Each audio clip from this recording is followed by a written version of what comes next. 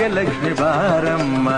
ಕಾಲಲ್ಲಿ ಕಿರುಗೆಜ್ಜೆ ಘಲು ಘಲು ಎಂದಾಗ, ಕಾಲಲ್ಲಿ ಕಿರುಗೆಜ್ಜೆ ಘಲು ಘಲು ಎಂದಾಗ, ಮನೆಯಲ್ಲಿ 100 ವೀಣೆ ನಾದವೊಮ್ಮೆ ಚಿಮ್ಮಲಿ. ಲಕ್ಷ್ಮೀ ಬಾರಮ್ಮ, ಭಾಗ್ಯಲಕ್ಷ್ಮಿ ಬಾರಮ್ಮ, ಬೆಳಗಲು ಮನೆಯನ್ನು ಸಿರಿದೇವಿಯೇ.